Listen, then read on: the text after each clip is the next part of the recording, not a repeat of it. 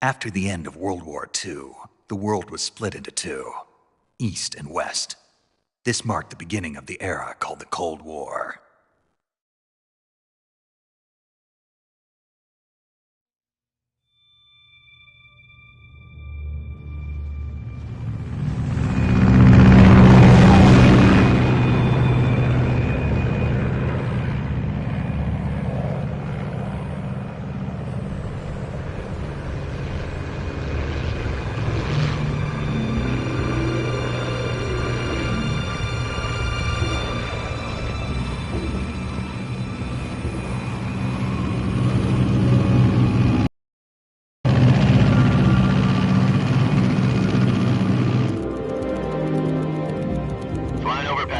Altitude 30,000 feet. Approaching Soviet airspace. 20 minutes to drop off. Commencing internal depressurization. Equipment check. Arm main parachute. All right. You ready to go? Drop zone still showing a high pressure mass. Cav okay. Good. We've got high visibility.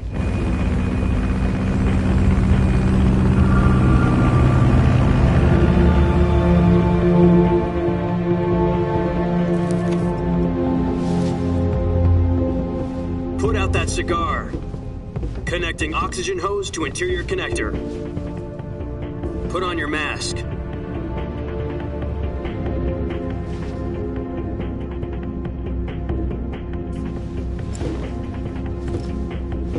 Does this panty waste know what he's doing? Approaching release point. 10 minutes to drop off. Hey, are you deaf? He said put out the cigar and put on your mask.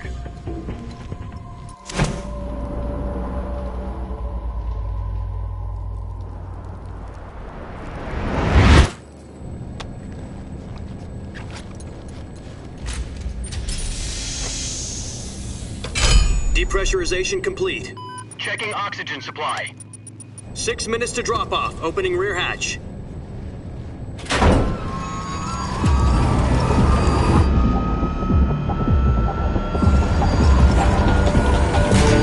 Sunrise.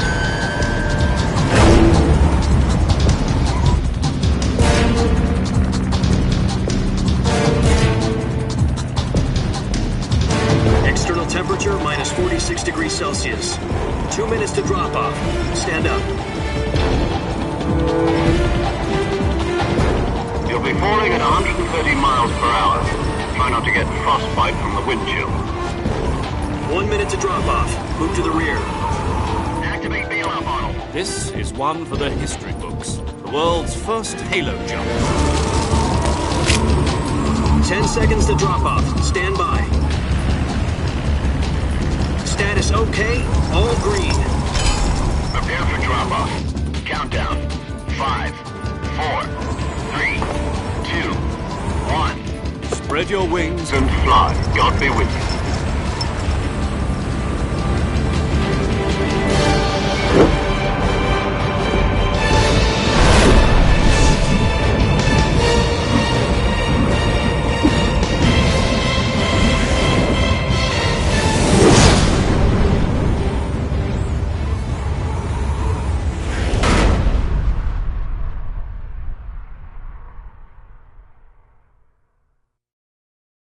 Jack, I've got some important news. The head of the CIA has finally given us the green light for the Virtuous mission. Virtual mission? No, the Virtuous mission. The future of our Fox unit depends on it. If it succeeds, we'll be officially organized into a unit. Virtuous mission? Sounds like some kind of initiation ritual. You know, don't get cocky. This isn't a training op. Right. So what exactly is this wonderful mission? Well, about 2 years ago, a certain Soviet scientist requested asylum in the West through one of our moles. His name is Nikolai Stepanovich Sokolov. He's head of the OKB-754 Design Bureau, one of the Soviets' top-secret weapon research facilities, and the East's foremost expert on weapons development. Sokolov? Isn't he that famous rocket scientist? The very same. On April the 12th, 1961, the Soviets achieved the first manned spaceflight in history. The Earth was blue, but there was no God. Well spoken. The rocket that carried Yuri Gagarin into orbit was the A-1, known as the Vostok rocket. Sokolov is said to be the man most responsible for the multi-engine cluster used in that rocket.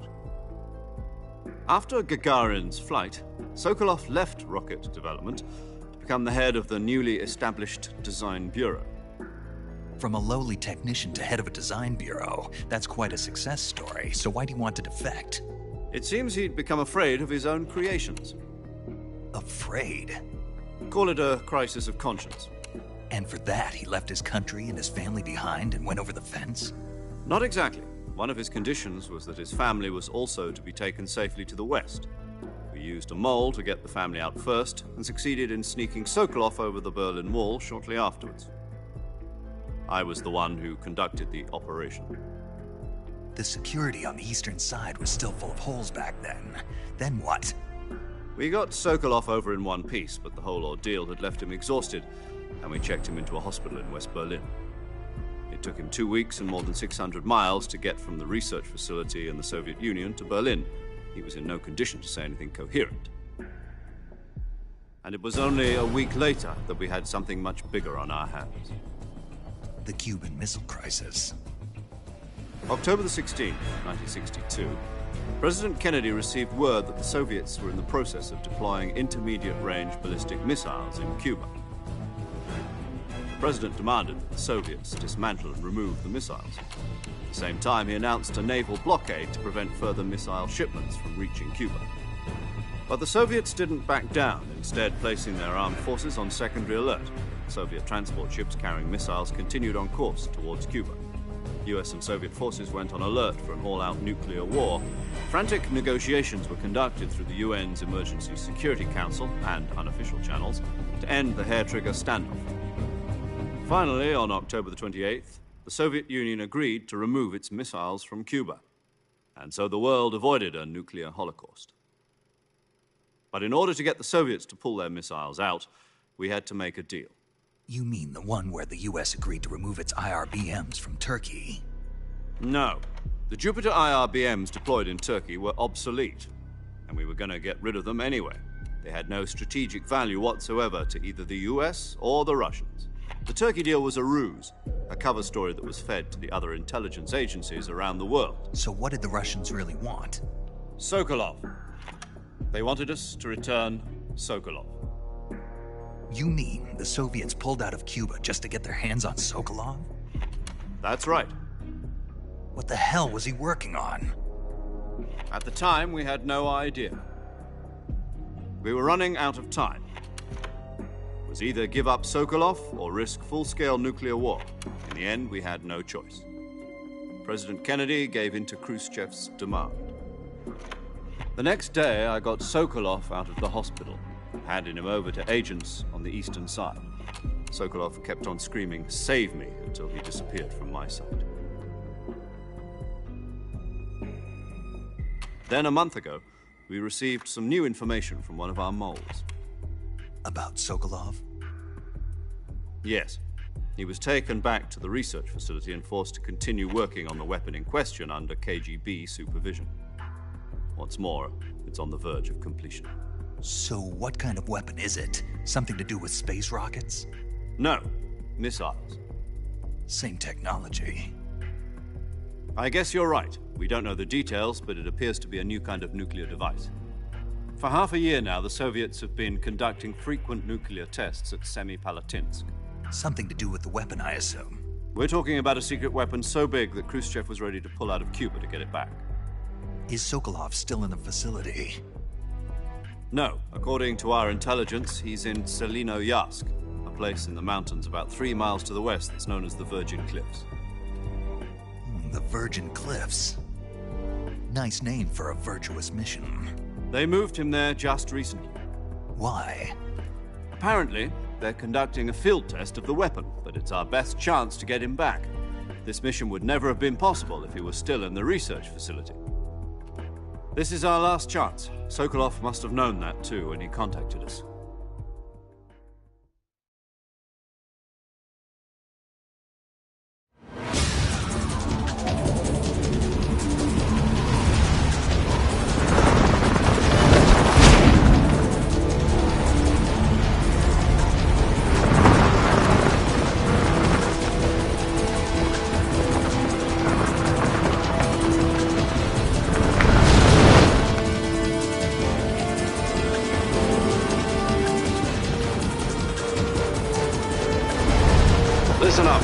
Your mission is to infiltrate Selino-Yask in the Soviet mountains, ensure the safety of Sokolov, and bring him back to the west.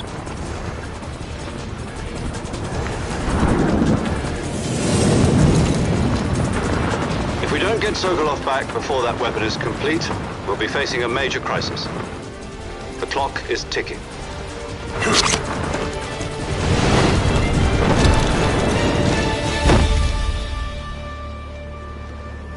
Once we've confirmed the rescue of Sokolov, stand by at the recovery point.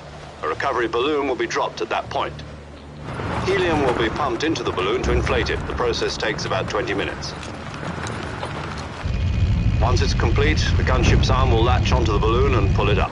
The Fulton surface-to-air recovery system. I'm familiar with the theory. Take it easy. It's been combat-proven.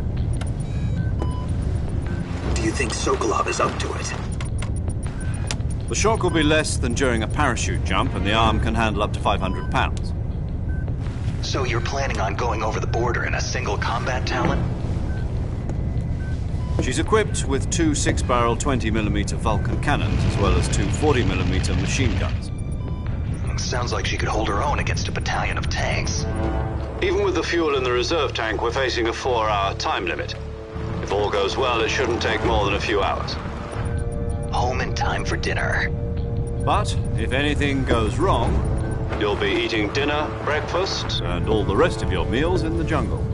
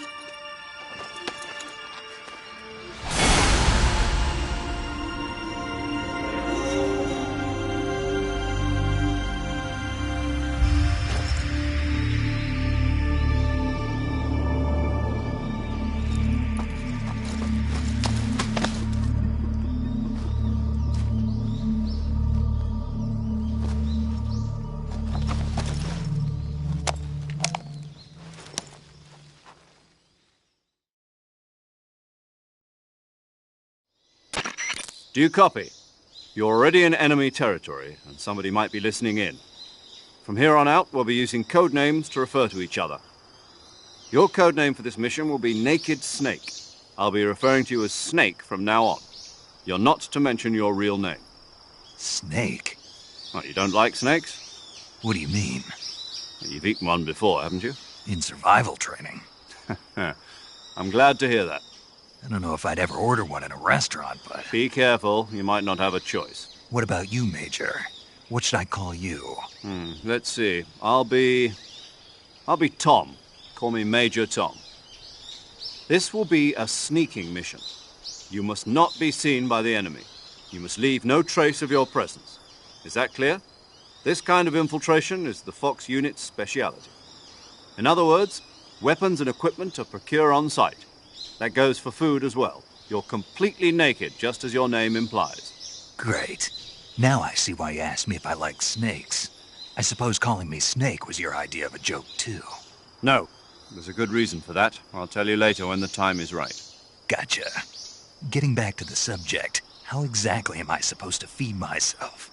You've been issued a knife and a tranquilizer gun. Use them to hunt for food. You'll also find some medical supplies in your backpack. Yeah, about the backpack. I lost it in a tree on the way down. I see. Well, you'd better go back and get it then. You know where it is? No problem. I can see it from here. It's stuck on a branch. To climb a tree, stand in front of a tree that's covered in ivy and press the action button. I'll be monitoring your progress over the radio. We can't risk violating Soviet airspace, but I'll be in the gunship. My frequency is 140.85. I'll give you a call if I need to talk to you. If you need to talk to me, use the send function. Okay, Snake, go get your backpack.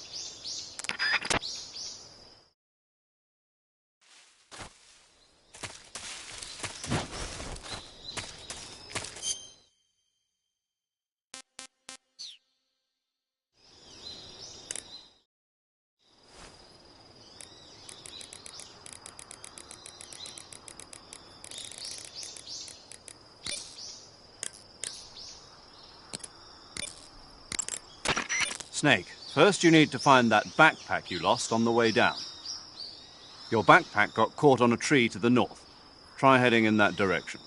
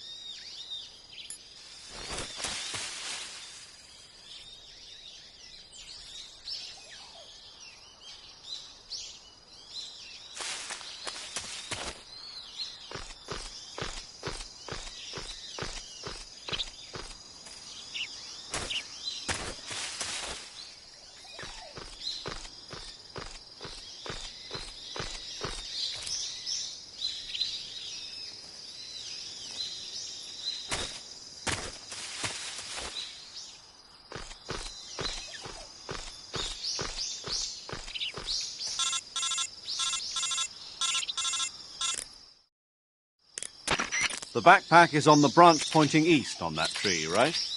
Walk along the branch and get it. Be careful not to fall. You should be able to grab your backpack if you hang from the branch by pressing the action button.